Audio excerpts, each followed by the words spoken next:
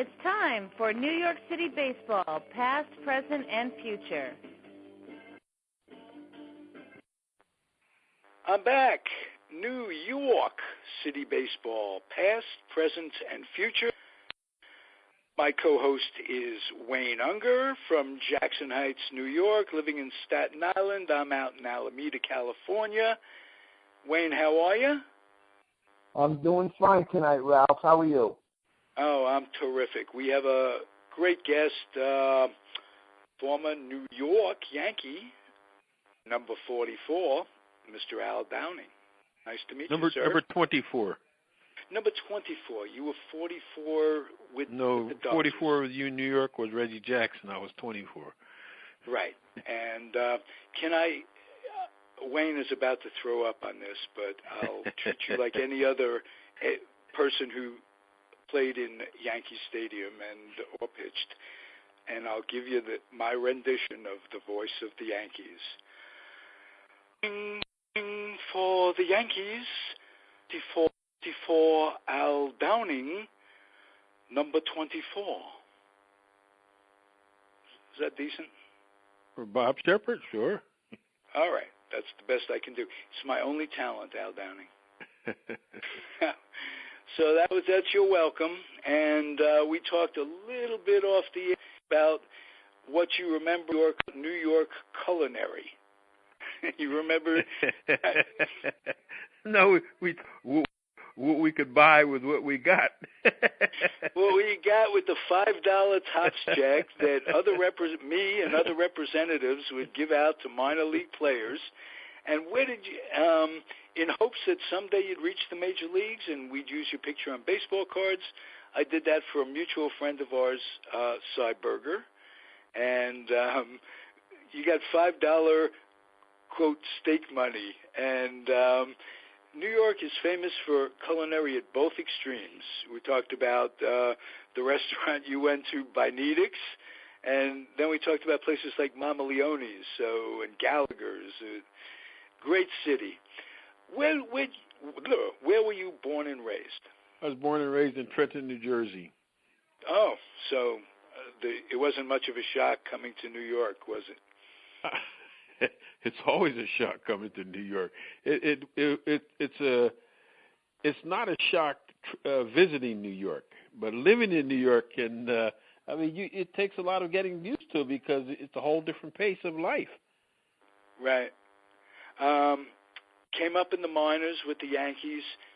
Who signed you? Did you come out of high school? What was that about?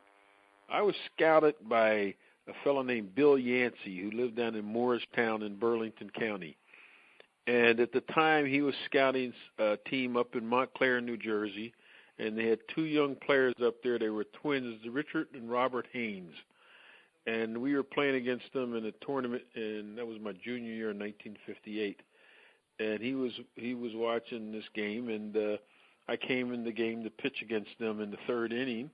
And we wound up beating them, and they were the number one high school team in the country at that time.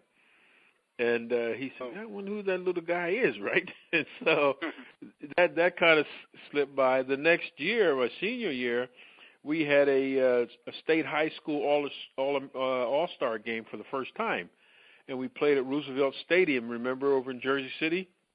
Certainly do. Yes, absolutely. That's where the old Jersey City Giants played at one time. Right. And so it was the gateway to Bayonne. Yes, and so we had the North and the South play there, North and South of New Jersey, and the kids in the dividing line was somewhere around I think just New Brunswick. That was the line of demarcation we called it. We had a lot of anxiety in those days because the kids in the South part of New Jersey always felt that we were overlooked. And all the attention went to the kids in the northern part of New Jersey because they got their scores in the New York Times on Monday morning, where we never got our scores in the New York Times, right? And when it ever came to scouting prospects, it was always scouts talking about the players in the northern part of New Jersey. So we go to play this game in 59, and we beat them. And I came in the pitch. Opened some eyes. Well, they knew the talent was there. They just didn't respect the talent. And New Brunswick, starting with New Brunswick, had many good talent, many good players there, and then going on all the way down to like Camden and Atlantic City. Well, anyhow, so I came into the game in about the sixth inning, and I got the side out, and I came up to the plate, and I got a base hit, and I got on first base. And the first baseman was playing like 20 feet behind me, so I stole second base. And that's after the game, Mr. Yancey came up to me. He says, my name is Bill Yancey. I work for, at that time, he's working for the Philadelphia Phillies, and he's working for Roy Hamey. And he said, let me ask you a question. Why did you steal second base? I said, because they weren't holding me on. You know, as simple as that. And Roy Hamey probably came over to, is that the Roy Hamey that came over to the Yankees? Yes, and the story was Bill Yancey worked for Roy Hamey with the Milwaukee Braves. When the Braves left Boston and went to Milwaukee, Yancey went to work for Mr. Hamey there. Then when Mr. Hamey went to Philadelphia, I think he worked for John Quinn, I think. And I worked out for the Phillies at that time. And then Yancey says, well, what are your plans? I said, well, I'm going to Muhlenberg College to play basketball. He said, oh. And he looked at me and said, he ain't not very big for a basketball player. So make a long story short, in the fall of 1960, he told me, he said, don't enroll in college if you do enroll in junior college because something good's coming up in December. Well, what happened was the Yankees, if you remember, they changed the whole front office structure. And George Weiss was out, Casey Stengel was out, and they did keep the scouting force and the minor league force.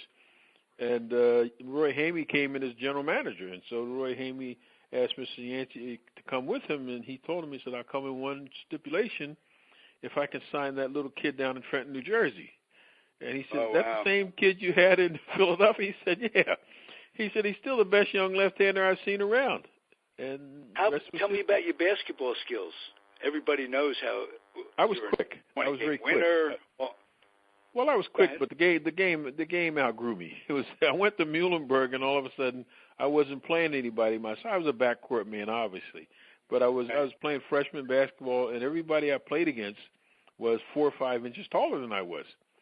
So I figured, my career in basketball is coming to an abrupt end, you know. Right. But it was a lot of fun, and it was a great experience to go to Muhlenberg, and a lot of people went through a lot of effort to get me there because it was the last minute thing that I had going almost into the first part of the summer before I decided to go, and I was like go to Colby up in Maine or go to or go to Muhlenberg. Right. And so I said, well, I'll pick Muhlenberg. So I went to Muhlenberg, and I met some very good friends up there, still friends. I met some wonderful people in the faculty up there. So it was nice. Nice. I'm going to turn you over to Mr. Unger in a second, but I just want to ask you one or two more questions. Did you play against Alvin Addles when you played in New Jersey? How old do you think I am? Well, Alvin Addles isn't Eddie. I know who Alvin Addles is. Pardon me? Al Addles was a who Alvin Addles is. We didn't know who he is. I think he went to school with Quake. I think he went to school with Quake. I think or Barringer. One of the two up there. I don't. Well, I don't know if they were in our division, but we didn't play them. We didn't play them in high school. We didn't play them in high school. No. Okay, and I'm just curious: were there other scouts involved when you signed with the Yankees? Was it an automatic thing? Did you grow up a Yankee fan? This is what I want to do, or did you have the relationship with Mr. Yancey for those years, and basically you were going to sign with him? The latter is true because you didn't have a relationship with scouts. Like I said, we weren't very heavily scouted in New Jersey. In fact, I'll give you some history by you.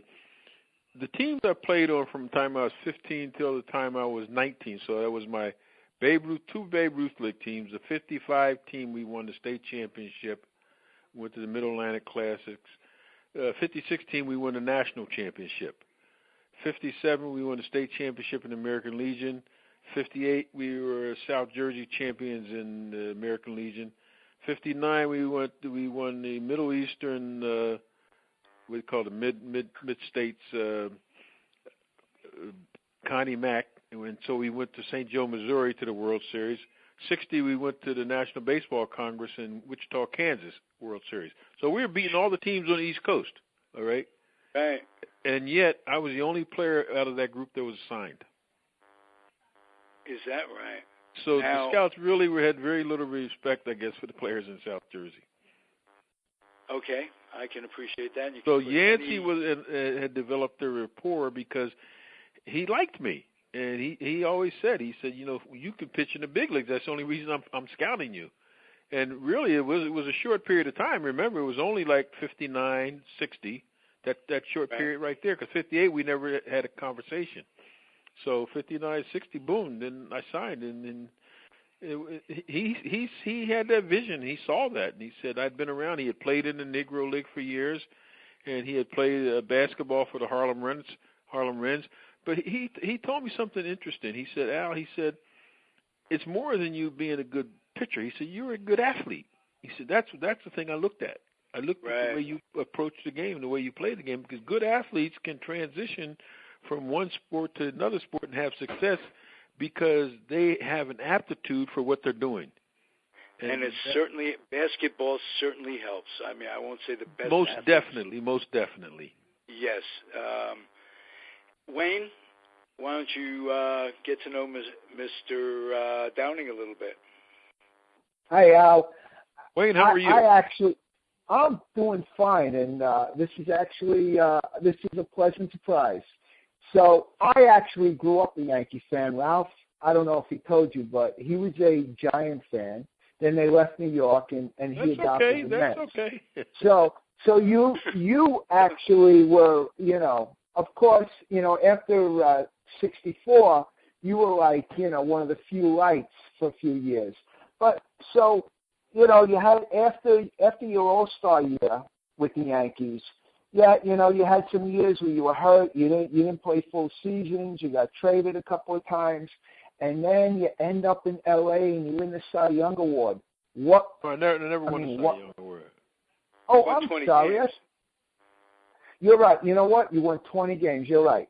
My mistake. But you won 20 games that year. I mean, it was a huge, huge turnaround. Not really. What, you know, no. Not really. No. The 67 season, that was my only All-Star year. I was 9-5 at the All-Star break. And if you remember, the manager of the team was Hank Bauer. Because remember, they had swept the Dodgers in '66, so he gets to manage the American League All-Star team the next year. And they called me up and they said, he says, you know, we're picking the pitchers and I want you to be one of our pitchers for the All-Star game. I said, okay. Now I'm 9-5, and that's the game we played out at Anaheim Stadium where they struck out 15 batters struck out in that game because we played at 3:00 in the afternoon and you could hardly see the ball. That was one of the things that led to all the strikeouts. But I had developed some elbow problems just before the All-Star game, to the extent where I could tell that I was losing a lot of the stamina in my elbow late in the game. And I even explained that to my catcher, Elston Howard, at the time. And he said, well, we'll stay away from certain pitches until we really need them. And so later in that year, I got to the point where I could hardly throw the ball at all with any kind of velocity. And so it took me the better part of 2 years to rebuild the strength back in my arm, but I never rebuilt it back to its original capacity, never. And so that's really basically what caused me to have those down years. And I was learning how to transition from being a power pitcher to being a pitcher now who had to pitch in the major leagues, you know, and be more of a what you call a finesse type pitcher. And, right. You know, that's the worst thing you can do is in the big leagues because I mean, it's like a running back who no longer can gain 1,200 yards, you know. You only gain... Al, can I interrupt 1 second? You yes. hit on a name that happens to be Elston Howard, Wayne's hero, and yes. We had a whole show on Ellie way back. Can you tell me something about Elston Howard that we don't know as just fans or... You know, just Give me some insight to your relationship.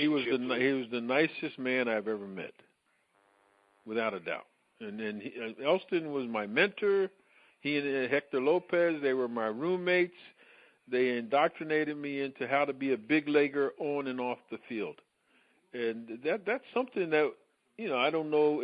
I mean, I can't criticize what's going on today because I'm not playing that game today. But at that time, it was a difficult task for a young kid, 20 years old, coming into the major leagues, and all of a sudden you're in New York City, you're in Manhattan, and now you have to learn how to not only live in New York City, but now when you go on the road, have to learn live in the cities you're going to, like Chicago, Cleveland, Detroit, at that time, Kansas City.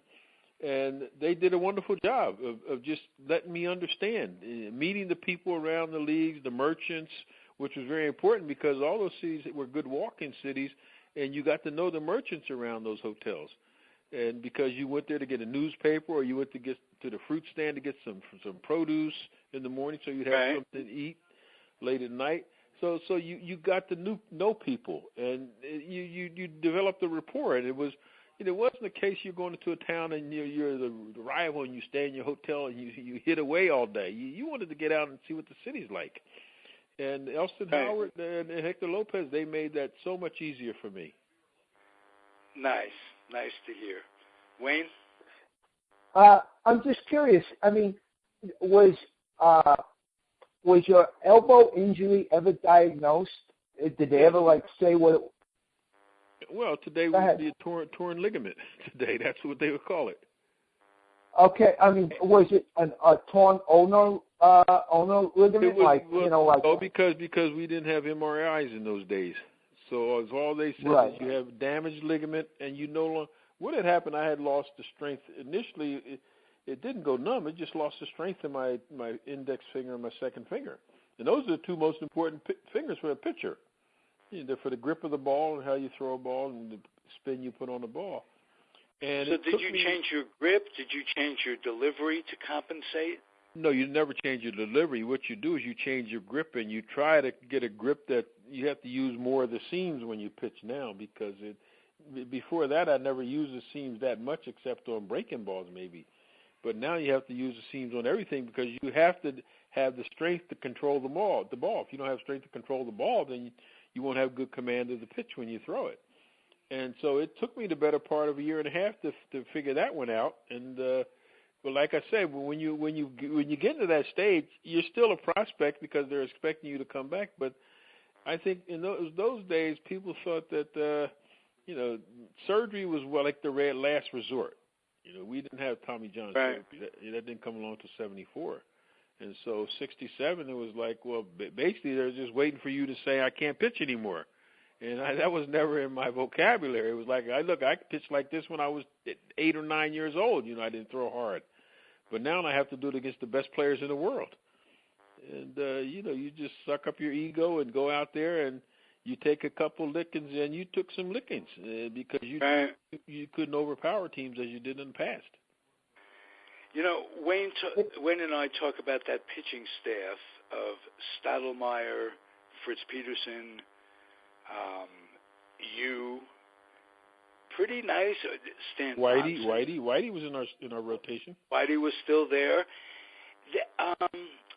and Fritz even wrote a book about it. Like the crash of the Yankees and the Horace Clarke years, and why do you call them the Horace Clarke years? I don't like that analogy. Well, it wasn't. Believe me, I didn't write that. He wasn't the general manager of the team. Remember, he wasn't the general manager of the team. Right. That's like saying the Carmelo Anthony years. Carmelo Anthony just the player there. He doesn't. He was the team. I could have said the Jake Gibbs years. No, you got it. No. Players do not assemble the talent. They just play there. Okay. Now, you want me to explain what happened? I know they lost. They weren't scouting anymore. No. That's not what happened. No. The draft came in '65, and I think that most of the good franchises, unless you had prepared yourself for something like the draft, because in the draft, the top 30 players are spoken for somewhere, okay? Mm-hmm. And there weren't 30 teams at that time. I think we had 20 teams at that time. So what happens is, whereas before, teams like the Dodgers, the Yankees, the Cardinals, the Pirates, the Red Sox, the Tigers, they had these franchises who had been around a long time, had veteran leadership at the top. They understood how to go out and sign the players that you like. And they say, okay, we'll sign so many shortstops, so many outfielders, so many pitchers, so many catchers. But when you get a draft, you only got one player out of the top 20. See, you didn't have that choice that you had before. So before, right, when you had the money, you could outspend other teams. And all you have to do is go back and look at who was spending the big bonuses, say from 55 to 64. And the teams who gave up the big bonuses usually had great success because they built up their system by outbidding everybody. But when you had the draft, you could no longer do that. And that's what happened to the Yankees. And also by having a change of ownership, that's what hurt more than anything. Because when Mr. Topping and Mr. Webb sold the ball club to CBS basically dismantled most of the veterans in the scouting department and in the farm system. And so you had great instructors in the farm system, but we weren't getting the high-quality players in the draft that we had been getting in the past. And you weren't getting as many of them. Who were some of the instructors in the system that when you first came in, that really made a difference for you? Well, all of the instructors. Remember, I was only in the farm system a year and a half. I was not a guy who was in the farm system 3 or 4 years. So I came up in 61 was my first year in baseball. In July, I was in the major leagues. Okay, 63, I 62, I went to AAA ball, and I played down in Richmond. 63, I started in Richmond. Preston Gomez was my manager. Preston Gomez told them after I pitched 57 innings, he doesn't belong here.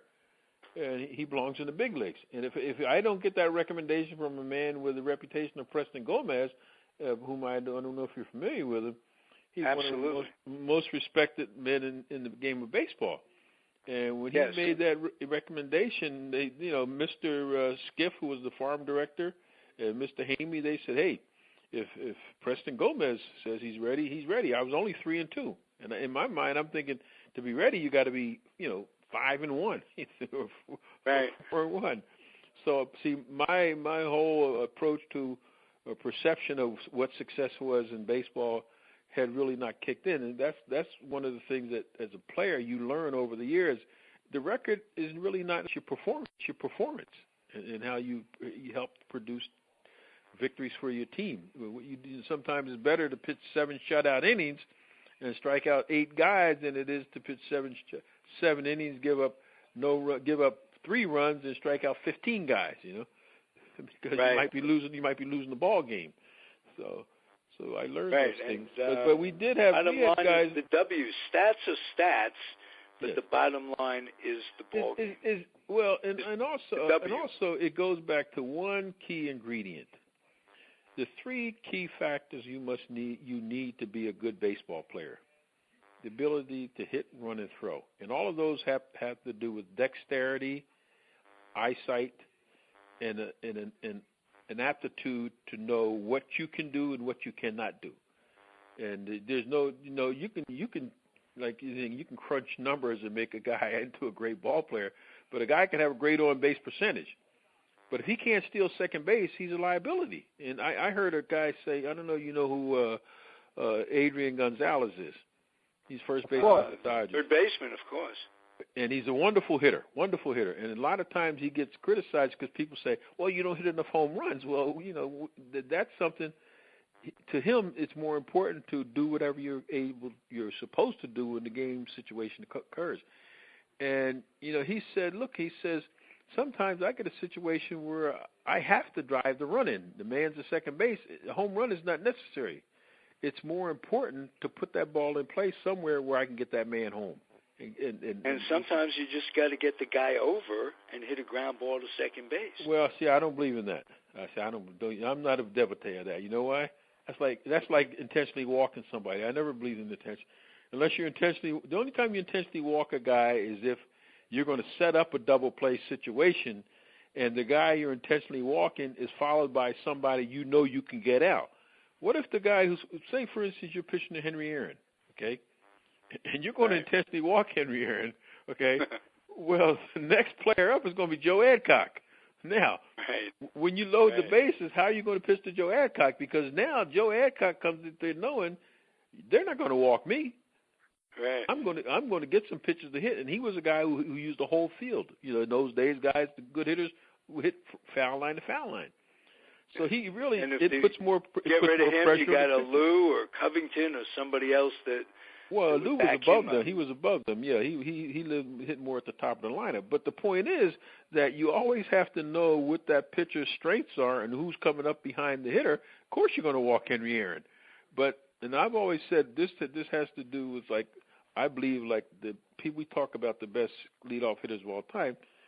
And, of course, Rickey Henderson is probably at the top of the list, and I would say number 2 is Bobby Bonds, because they basically mirrored one another's talents.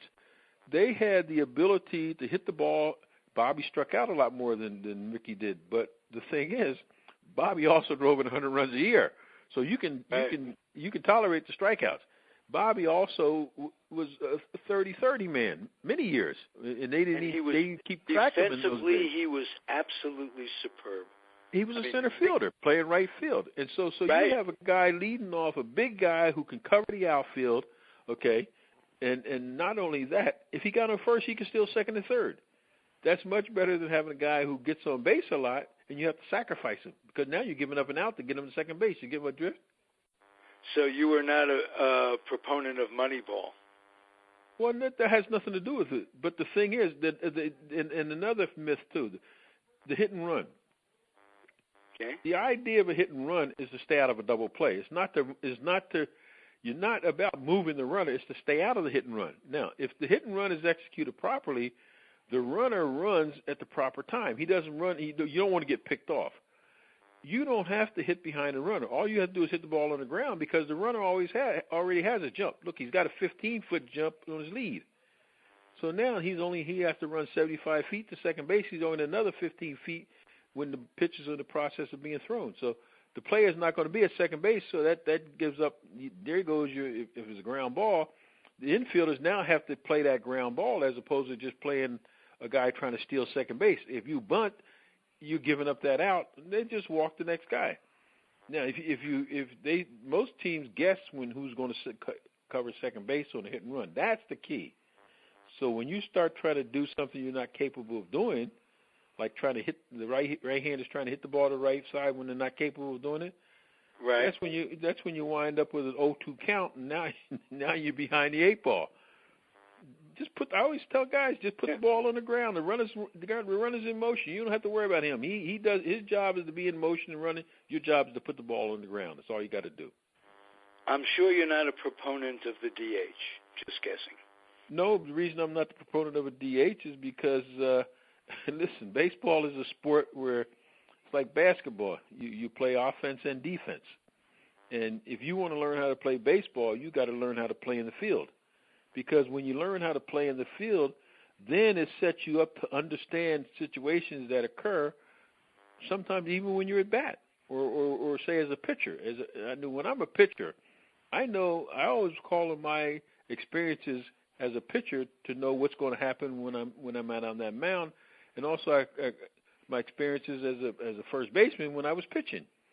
So you know that when a guy is trying to bunt, if you're a left-handed throwing first baseman, then chances are they're not going to bunt to you, because you know every throw you get, you're already in position to make that throw to second or third. Second base, right? Or third, yes, exactly, right. If you're a right-handed first baseman, hey, he's got to leave prematurely.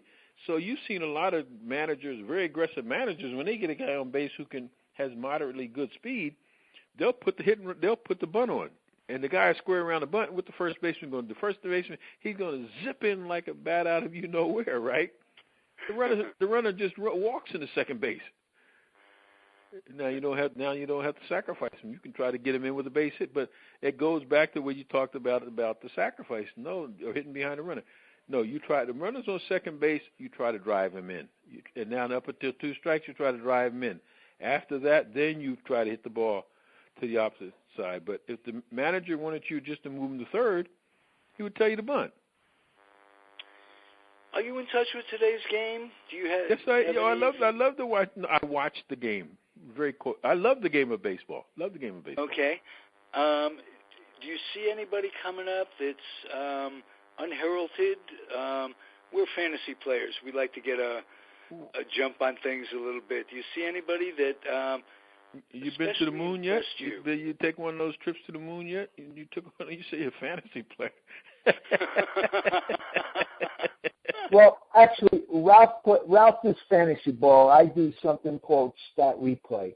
I don't know if do you remember? Do you remember the game Stratomatic? No.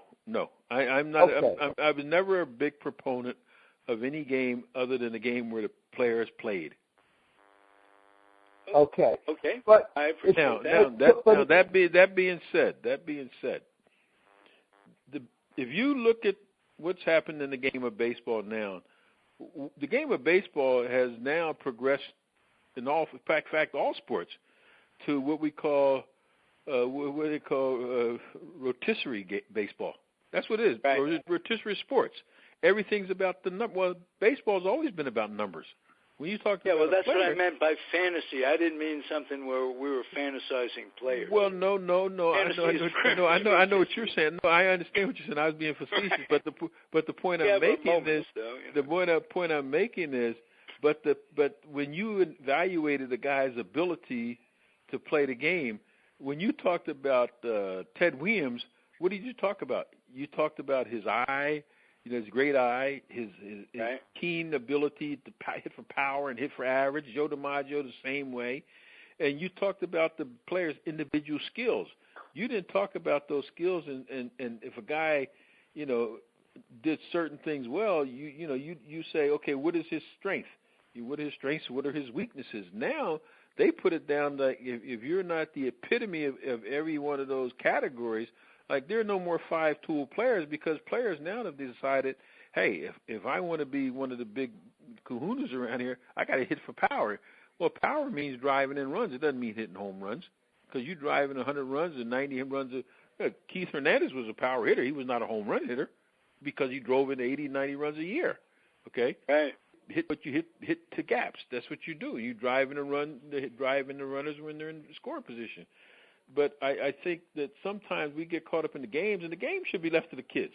But when you start using those games to try to evaluate how to put a roster together, that's a misnomer. It's the same thing with pitching. They look at pitching, and the first thing they'll tell you, he's got a power this, a power this, and a power that. And I'm thinking, well, does he get anybody out? Yeah, I know. I like to see guys throw 98 and 90 miles an hour or something like that. I said, but the first thing I look at a guy's mechanics, see what kind of mechanics he has. Because if he's a relief pitcher, if he doesn't have great mechanics, but yet he throws hard, he's a liability. Because when he gets in a jam, all you got to do is start doing things on the base pass to unnerve him. Because the mechanics are already poor. He's off balance or whatever. And so that means he's very vulnerable to the bunt, to the hit and run, or a lot of things. And so you say, I want a player who mechanically is sound, a hitter who's mechanically sound. A mechanically sound hitter puts the ball in play. He hits the ball where the ball is pitched. You don't try to pull pitches away from you. You hit them where they're pitched. You hit them in those gaps. That way they can't put these shifts on you. So those are the things that I like to see in baseball because we see that in college basketball when you see this final. When they got to the 16, all of a sudden the best teams emerged, didn't they? Yes, you didn't see anybody who got there didn't belong there, and the teams who got there basically by defense. Well, baseball is defense. You have to play defense first, and you play defense first as a hitter. You're on the defense when you're a batter. The pitcher is controlling the game. He's the offense. He's controlling the game. So now you go up there and you say, okay, what is he going to throw me? Well, up until you get two strikes, you can guess a little bit. But when you get two strikes, you better learn how to hit that ball up the middle or to the opposite field because you're going to get something probably that's going to nullify your power. And those are the things I look for in a game of baseball. They don't show up on a stat sheet. And as a guy evaluating pitchers, my most important statistic is how many innings do you pitch? I can't evaluate a pitcher who pitched 120 innings unless he's a relief pitcher. If you're a starting pitcher, you only pitch 120 innings, well, tell me you were hurt then, because you can't be a starting pitcher all year and pitch 120 innings. It's not going to cut it. Right. You got it way over, just at 200 to, 30 starts, 7 innings is 210 right there. Well, do you know what led the major leagues in innings pitched this past year? I believe it might have been Clayton Kershaw. If not him, he was right up there. In innings pitched. What pitcher led the leagues in innings pitched? What was the number? What was the number? Oh, the number of innings pitched last year? Yes. I guess 240. Yeah, exactly. You know what that used to be? That used to be your second starter. Yeah. Your first starter was, Wayne, where'd you grow up? New York. Yeah, you follow the Mets, so in the Seaver days, Seaver, Kuzman, and third guy Gentry. Those guys, Seaver was always 280, Kuzman 260, Gentry 240, 230, somewhere around there. And now we've dummied it down to where we're saying a guy is having quality starts and he's pitching 240 innings. I'm thinking, wait a minute. Would he only had 20 starts?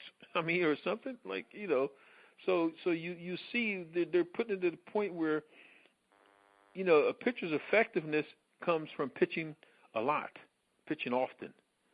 And these guys are masked when you get to the postseason, because when you get to the postseason, there's more pressure on you. And pressure comes being able to get outs in the 7th, 8th, and 9th inning. There's no pressure in the 4th, 5th inning. 7th, 8th, and 9th inning, there's a lot of pressure. Now you got to reach back. And a lot of guys can't reach back because they've never had to reach back during the season. And the pitchers who do that will be successful. Does it amaze you how few complete games there are in today's game? Nothing amazes me because the whole culture of baseball and pitching has changed. So, no, that does not amaze me. Specialization in the bullpen. But what amazes me when I heard somebody say on television the other day that one of the pitchers, now we got, less than a week left in spring training? Right. And one of the guys had 6 innings, and that leads the team in innings pitched in the spring training. That's how. Unless you're pitching a lot of B games, or minor league games, 6 innings doesn't cut it. Used to be you got almost 30 innings in spring training, and during that time you had to have, because you play 30 games, so you used to start out 3-3, 5-5, and then you start picking and choosing, so you get up 20, 25 innings. But the idea was the dead arm stage is going to come to effect some point in that time, and I always knew when mine came in, usually came in somewhere around the end of the third week, between third and fourth week, and it ended about the middle of the 5th week. Okay, so you knew you're going to have somewhat of a dead arm stage, but that's when you went back to being more of a pitcher. But the thing is, you had to develop your hard stuff first, and then when you got the dead arm stage, you started working on your breaking stuff, because that's what it's telling you. Don't press your arm. You're going to get a little tendonitis. Don't press your arm. But the one thing you didn't want to do is to shut it down totally, because the minute you shut it down, now you have to start over from square one, and you don't have time to do that. Right. That's what's causing all this. And then you wind up, they tell you, we don't want guys to get hurt. We don't want to lose the guy, so we're going to shut him down for a week. Well, you're going to lose him in May, because he's not going to be ready to start the season. And now that we're seeing more and more of that now, where guys aren't ready to start the season. Do you think it's because they're not pitching enough? They don't throw enough. They don't throw enough. Don't throw enough. And the key thing was that I played with Mike Marshall here in '74, and he really opened my eyes to something. And he was another guy who, he came along and he believed in throwing batting practice. Well, I know batting practice is what got me going when I was in Binghamton in 1961. I must have thrown 5 or 6 sessions of batting practice before I pitched in the game.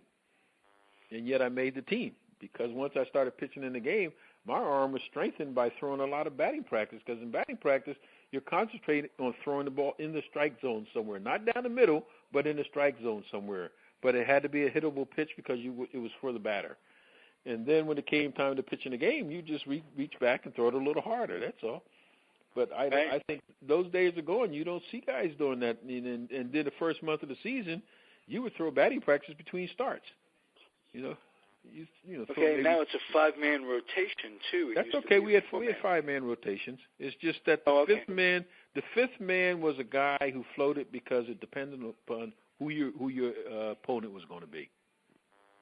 But you got 5 days. You got your 4 or 5 days of rest. Nobody was pitching on 3 days rest. Nobody's pitching on 3 days rest. Trust me. Okay, now I asked you. Oh, go ahead, Wayne. Sorry. Al, do you have a favorite team today? I like to watch. I love baseball. Baseball is a game. I love baseball. Of course, I like to see the Yankees win, and I like to see the Dodgers win. But basically, I like baseball, and I pick out certain players that I like. I love this kid with the kid that the shortstop that Houston just brought up. Okay. Correa. Love Correa. Carlos Correa. And Machado, Mike Machado. Okay. Manny Machado. And of course, my favorite is Miguel Cabrera. He's my favorite. Love Miguel. He is the hitter par excellence, and he reminds me of guys like Orlando Cepeda. I watched Willie Mays when he was young. They hit because Cepeda coming up through the Giants system. They all hit the same way. We'd go Philly and watch them, and in batting practice, all the right-handers first 2 times they never hit anything left of second base. Everything was to right field. And that was to allow yourself time to wait on the ball and see the ball. And then you start working back around the other way. And Miguel hits that same way, and I love watching him. Who are your favorite pitchers? God, I'm not that keen on that. To me, there are a lot of guys that are good pitchers out there. I think the pitchers are being manipulated today to the point where I think the whole style of pitching has changed. There was a time when you didn't want to throw balls in the dirt deliberately. The guys who threw balls in the dirt deliberately usually threw knuckleballs or something like that. If you wanted to get a guy out, if you could throw hard, and believe it or not, in the 60s and 70s, there were a lot of guys who threw hard. Those guys, they didn't want to waste. To them, throwing a pitch in the dirt was wasting a pitch. And when you throw hard, you don't want to waste pitches because you're using a lot of energy to pitch anyhow. You wanted to get it out, you throw the ball above the letters because that's a harder pitch to hit than the pitch down low. But so the pitch down low, if the guy doesn't swing at it, it's just a ball. But the pitch up there about the letters, everybody thinks they can hit that pitch except when you threw a little bit extra on it, and now they can't catch up to it or get on top of it. You get a pop-up or easy fly ball, and that's an out, and that's what you want in those situations.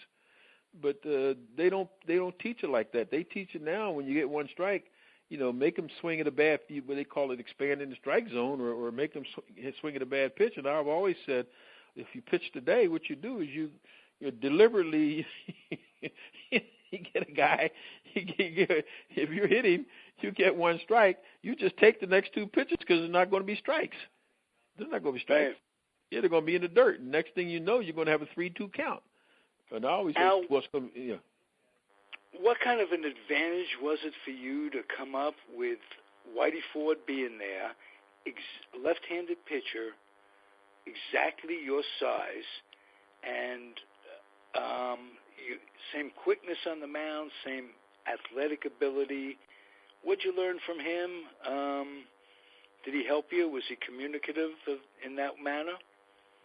That team 61 was the best team I've ever played on, and not only from a standpoint of naturally, they won, okay, right? But the mindset. Boyer, Kubek, Richardson. Well, Boyer, Kubek, and Richardson, you're scouring at first.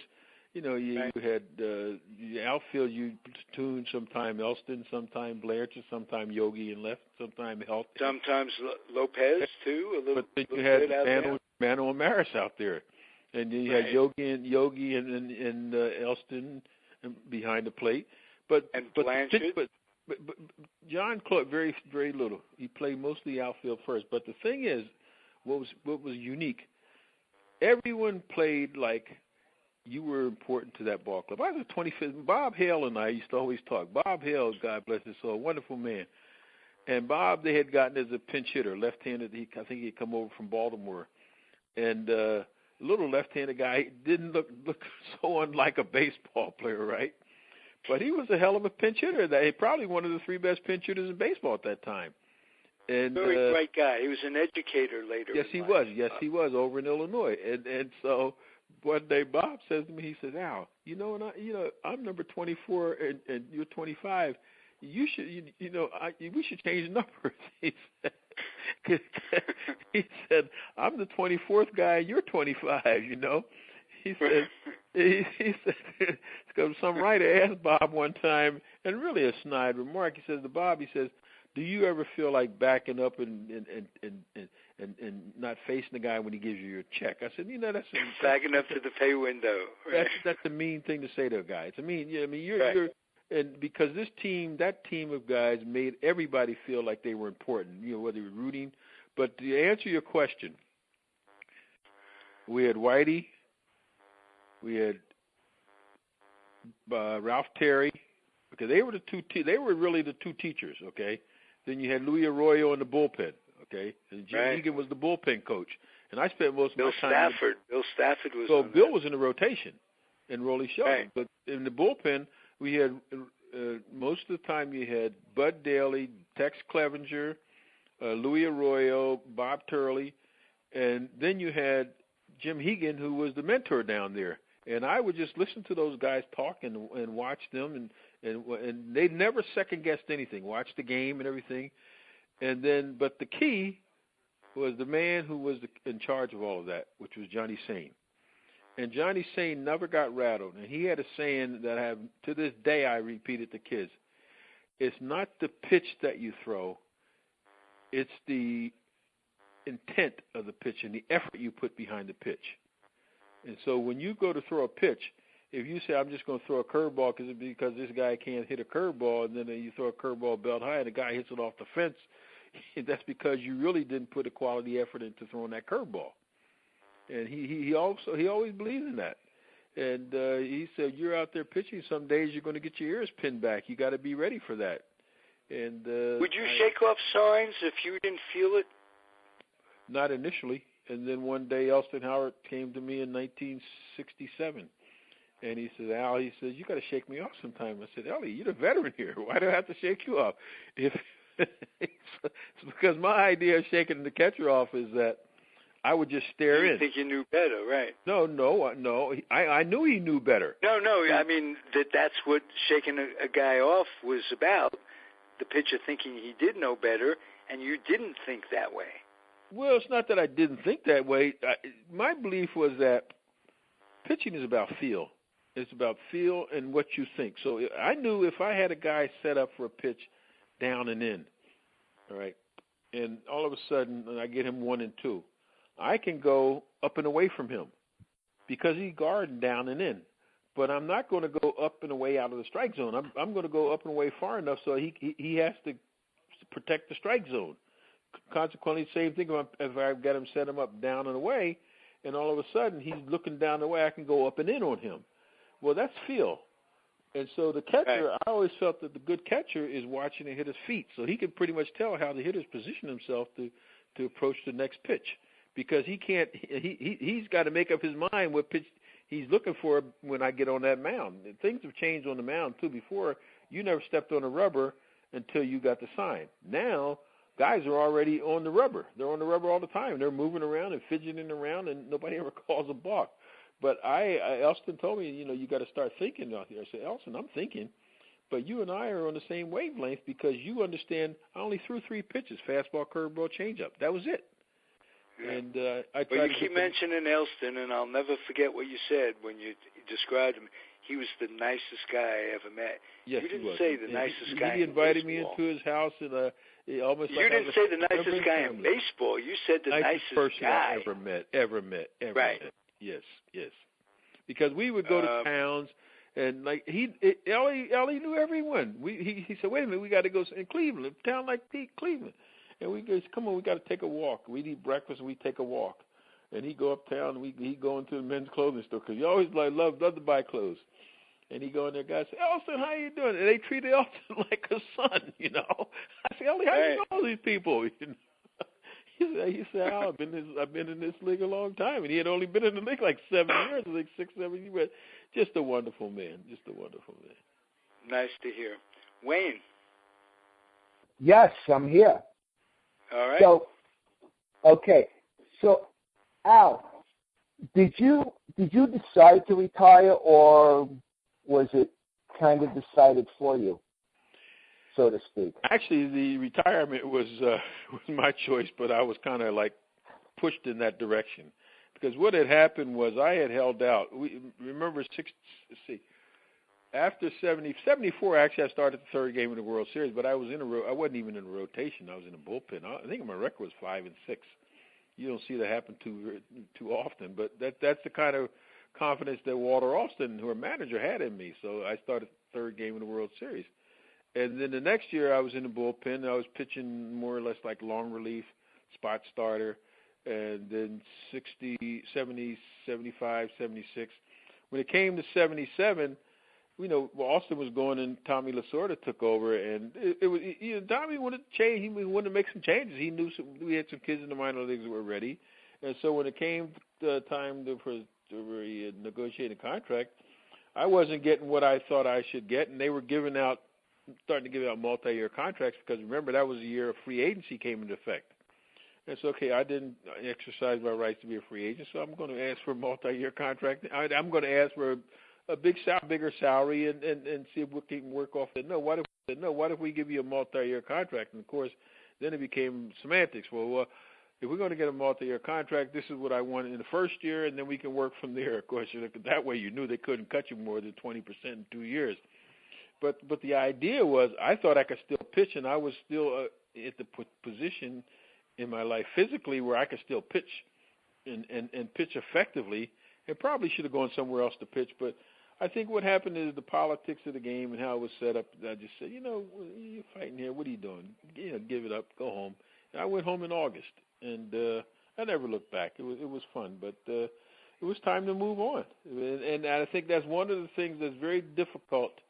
As an athlete, at some point in time, you have to say, look, I remember when I was traded from Milwaukee to the Dodgers, and Frank Lane had taken over as general manager of Milwaukee, and he called me up that winter, and he said, Al, it's Frank Lane. I said, hi, Mr. Lane, how you doing? He said, no, he called me Frank. I said, I can't do that. My father would get all over me. I have respect for my elders. So he said, look, Al, we have to move you. I said, well, okay.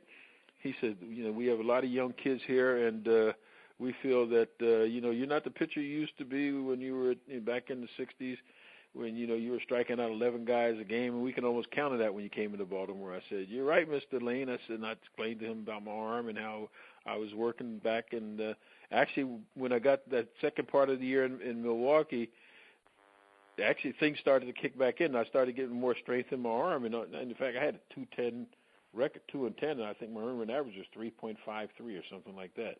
So I was pitching pretty good. And so now he says, and this was unprecedented in my career. It never happened since. He said, Al, he says, I got a chance to make a deal for you. He says, I got 2 teams interested. I said, what are the 2 teams? He told me the 2 teams, St. Louis and Los Angeles. Which one choice would you like? I said, I want to go back to the West Coast because I had come from Oakland to Milwaukee. And so he traded me. A week later, I'm with the Dodgers. And so, that's so when it came time to leave baseball, it made it easier to know that, I had that kind of a conversation and it worked well, and I always had good working relationship with general managers and front offices. And so, there was no animosity. It was just the natural understanding that, back then, the guy had told me 7 years prior to that, your career is almost over. And then I was able to last almost 7 years. Said maybe I beat the odds. Time to move on and do something else. I was only 36 years old, and I think it was a good decision. What did you do when you retired? Pardon? I said, what did you do when you retired? What was your next livelihood after baseball? Oh, getting up in the morning, going out, walking on the beach, running on the beach, watching the seagulls. Nice. That's what retired people do in Southern California. Okay. Absolutely. So eventually, You just got to do it at age 36, not 76. Well, that was a little interlude right there. But what happened was about the next year, Peter O'Malley called me and asked me what my plans were, and he says, "Look, we have started this partnership with this cable. It was a subscription television company, and why don't you go and audition for the job?" So I did, and I got the job as a analyst on that, and I worked on that for 2 years, and then it became a series of different companies. And then in '83, a fella called me up and said, the Dodgers are on KBC radio, and they have a program called Dodger Talk, and one of the fellows is taken sick, and we need somebody. Do you think you can handle the show? I said, well, what do you have to do? He said, well, people call in and ask you questions about baseball. Can you handle that? I said, yeah, I think just I like can do this. that. Just like well, yeah. So he says, okay, well, go over to the station. I went over to the station, and I did that almost 10 years, and wow. I loved it. And it really helped me as an analyst on television, because what it did was, now you had to explain in depth to people who were listening on radio, who were, for whatever reasons, because they were vision impaired or because they were working at the time and they weren't near television. So you had to explain to them in depth exactly how plays transpired, and I love that. And little kids would ask you questions, and I remember somebody saying, "Well, why do you take the questions from the little kids?" I said, "These little kids probably are playing baseball, and they want to know the answer to a question. It's like somebody just calling up to mess around on the radio." So I took that very seriously. Hey, Al, you had to have gotten to know Mr. Aaron over the years, given. Yes. I've known Mr. Aaron since, the first year they came over to West Palm Beach, because they had been in Bradenton for years. And the Braves came to West Palm Beach, I think it was in 64 or 64, around 64 or 65. And so they were right up the road. So they had the Orioles in Miami. We were in Fort Lauderdale. The Senators were in Pompano, and the Braves were in West Palm Beach. It was right along that line. So we played all those teams 5 or 6 times in the spring. Joe Torre was on; he was catching in those days. So yes, yeah. So a Brooklyn kid, by the way. Brooklyn kid. Yeah, we wonder how the Yankees let him get away, right? That absolutely. And Yastrzemski. Wonder how the Dodgers let you get away. Well, no, the Dodgers are going to California. California. He's from Trenton. I'm from Trenton. It's how the Phillies. If anything, it would be how the Phillies let him get away. I would never. I wouldn't say I would never have signed with the Phillies. The Phillies didn't want to sign me up, because I think the Phillies look. If you ever seen a Philly ball club and a Philly pitching staff, they look like redwoods. These guys are all 6'5", 6'6". I said, Dallas Green guys. You don't see any short pitchers on the Philly pitching staff. You don't see any short pitchers. And all the years I played against them in the minor leagues, I don't think I saw many guys under 6'1", 6'2", pitching there. So I knew that was. I mean, it was nice that Mr. Yancey took that interest in me, because once he developed that line of communication, we didn't know it was going to transpire. But then all of a sudden, when he wound up with the Yankees, and then he was adamant about, "I will come only if you will sign this kid," and that made all the difference in the world.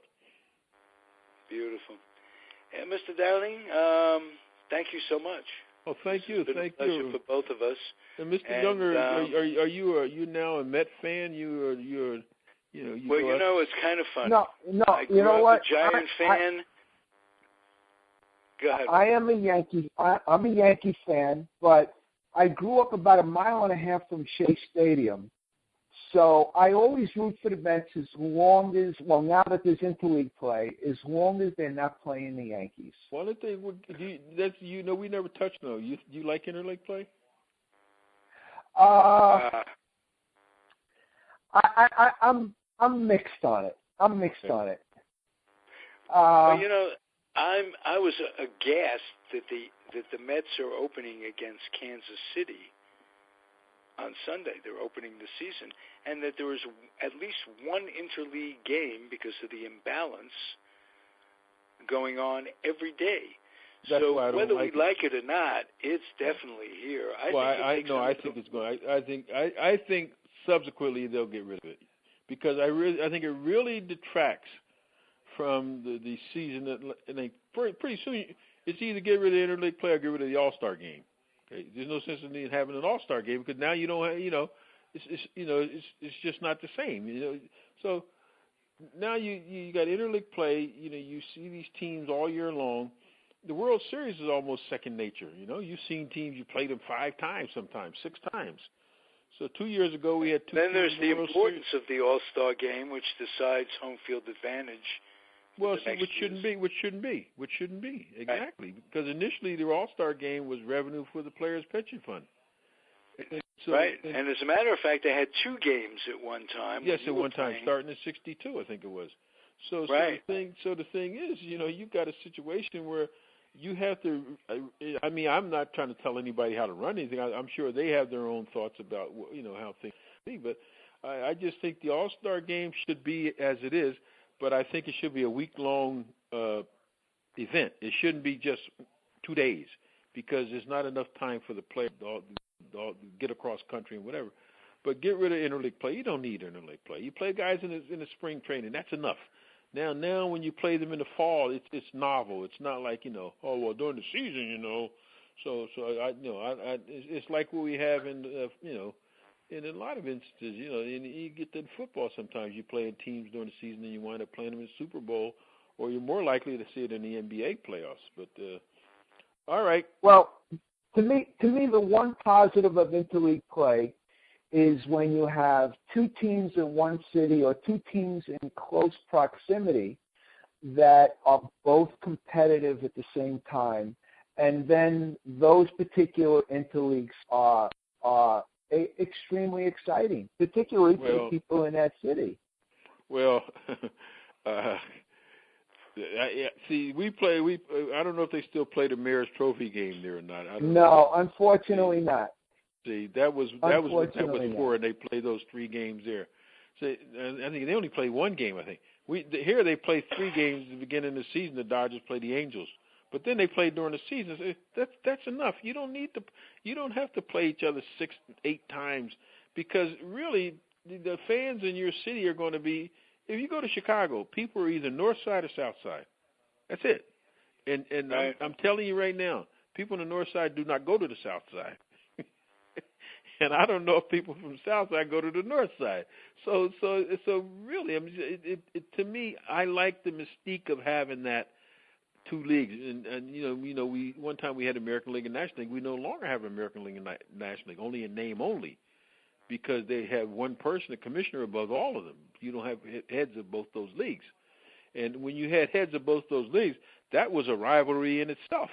Because now the All-Star game was like, guys would tell you, they had interviewed Willie Mays one time.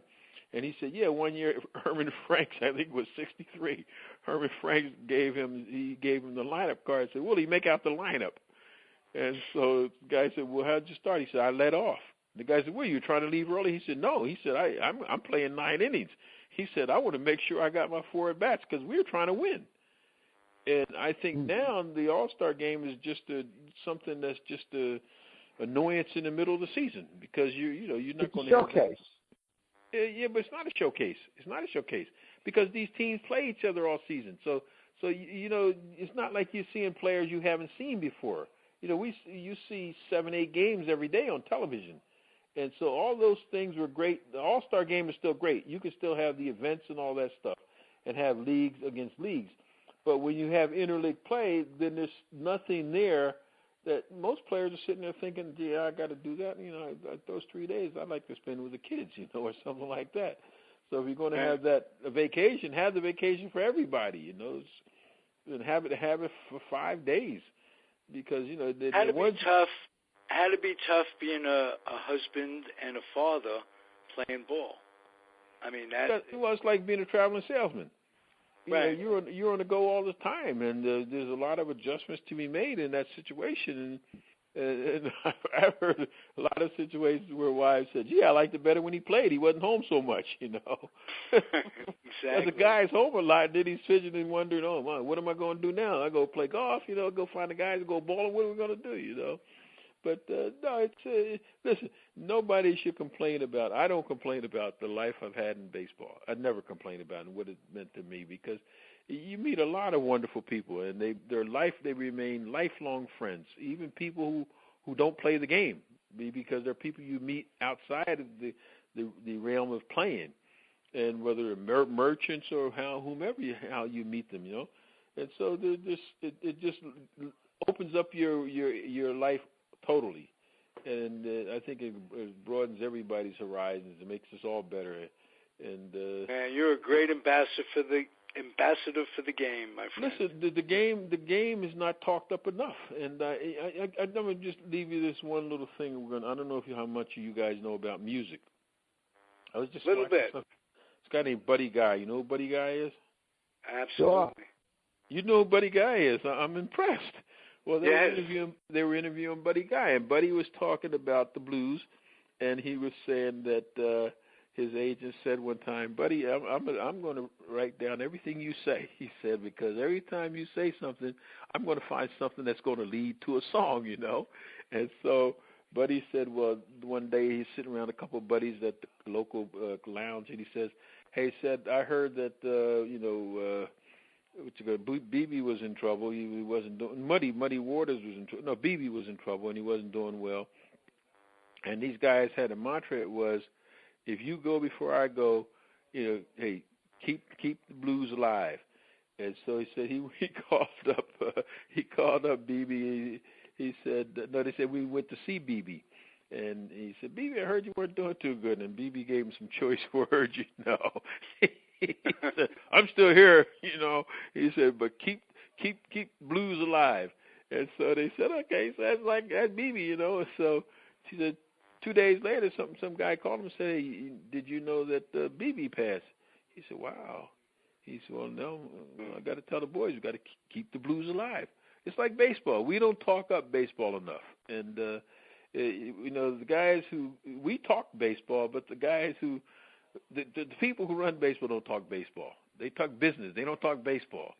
And they don't let the Let me ask you guys something that's off baseball, because you just brought up the blues, and a thought crossed my mind. I love the blues, except when I have the blues. I'd want to commit suicide if I played the blues when I have the blues. Oh, that part of having the blues is that's part of life. I know. Listen. A pitcher goes through that. A pitcher goes through that. You think every game we don't when pitchers shut out in every game. Some games we go out there, we get our ear spin back, and we have the blues for about maybe 18 hours. You know, thinking about we're going to get out there for another 4 days, but then you know what? In 2 days. We're right back on the horse, because we know we got to be ready for the next encounter. That's right, what the blues is, man. You get over it. Baseball is a microcosm of life. That's exactly how it is. It's the blues of life, exactly. Yeah, and loved having you, Mr. Downing. Thank you so very much, gentlemen. And we'll catch you guys on the flip-flop. I hope you come back, and most of all, I hope you had fun here when you remember this, that it was enjoyable for you. Well, it's very enjoyable. I certainly enjoyed the opportunity to sit and talk about the game of baseball, and New York especially. I love New York. And, thank you very, very much. That makes us both feel great, because although I live out here, I'm a New Yorker. Well, when we go back, we feel right at home. The minute you get off the plane, you know you're home. Man. Absolutely. All right. All right, sir. Thank you, Wayne. Thank you. Thank you, Al. I appreciate you coming on. Everybody out there, just keep on keeping on, and we'll catch you on the flip-flop. All right. You take care. Thank you. Have a good night. Bye-bye. Bye.